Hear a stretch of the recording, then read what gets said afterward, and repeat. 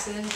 My name is Susan Leichtner, and if I shot a video more often, then I would be doing a better job, so I hope this works. But I'm really excited to be working with you. You are literally our last hope for how to fix this problem. I've tried everything I can possibly think of, so really excited, and thank you so much for working with us. I have a list of things that I wanted to email to you and to talk about hopefully quickly on the video, just so you have an idea of what the house looks like before we meet on Saturday. So I guess I'll start. I'm not sure what all I'm supposed to say here, so I'll try to be quick. We have 3 cats. One is 17, Grant, and that's the one we have the big problem with. The middle cat is my cat before my husband and I got married. Her name's Emma, and she's 12. And then my husband and I got a cat together. Her name's Zoe, and she is 3.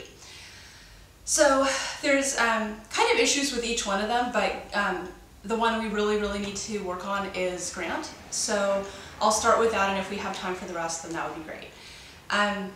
Grant is peeing everywhere. This problem, the thing is, he's never peed outside of the box ever until maybe the last 4 months or so. And I don't know if it's because we now have a baby in the house as of about 4 months ago, or if it's because he's sick, or if it's something else.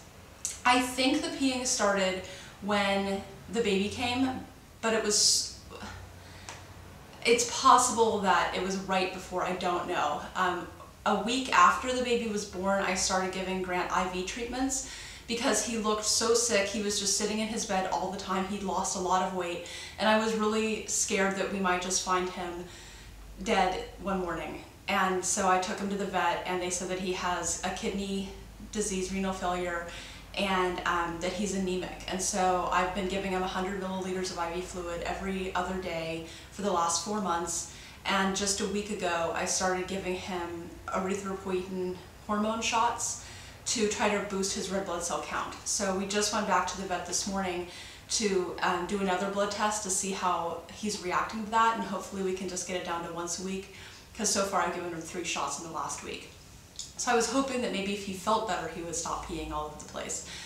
His energy level is up a lot since he's gotten the IV fluid, so he seems almost normal, except that he's still very thin. He's only about 6 pounds. You can see his skeleton, basically.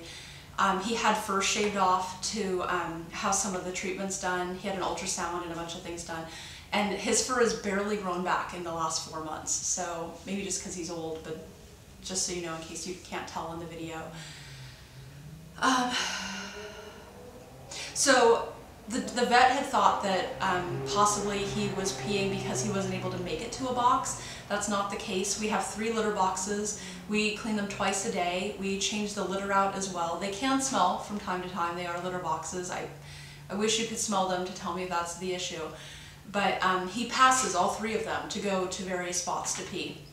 And my husband and I have joked that Grant, before all this happened, would this, I'll show you in a minute, but he has a litter box right here. It had been his litter box before I came along with my cat and we got Zoe, that he would, you know, dig around to find space in there. It didn't stop him, so he didn't even seem to have an issue with the dirty litter box. So I don't know if it's, you'd think the baby. So the thing is, Grant is never been a very affectionate cat, and he kind of just wanted to be left alone, didn't really want a lot of attention, sort of seemed a little angry. I have no idea why, it just kind of has always been his personality. And so with the baby being here, he's actually getting more attention because of the IV fluids, which he doesn't really seem to mind. He purrs when I give it to him. It could be because he's nervous, could be because he likes, maybe it makes him feel better, I don't know. So I guess I would, you know, the association with the baby, you kind of think that's got to be why he's doing it, but he's not really very affectionate to begin with, so he's getting more attention, I guess is my point. The other thing I really worry about that affects the other cats too is another thing Grant has never done in 17 years, and Scott anyway, has been in this house, my husband's name is Scott, for 10 years. We have a deck outside, we're on the 3rd floor here, and Grant has never left the deck, ever. we now have a gate at the top of the stairs too, and regardless of open or closed, he's never left. But in the last 4 months, he's done it a few times. He's walked around the gate onto a small platform to go down the stairs. And he is unstable on his feet because he's weak, and I am really, really afraid that he'll fall 3 floors to his death, or that he'll make it down the stairs and we won't notice it, and he'll get hit by a car, hurt by a dog, lost. I don't know why he's doing this. I've followed him down. I've gone with him a couple times because he's meowed and meowed and meowed at the door to go. I figured I'll let him go, I'll just go with him. And he just walks around out there. So I don't know why he's doing it. No idea in the world. He also does not seem to have dementia, which is one reason the doctor thought he might be doing something like that. So, I don't know.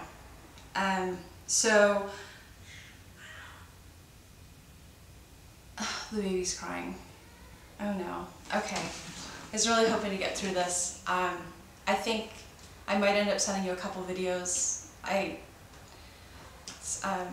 sorry. I'm gonna stop this right now. I wish I knew how to link them all together. I'll be back.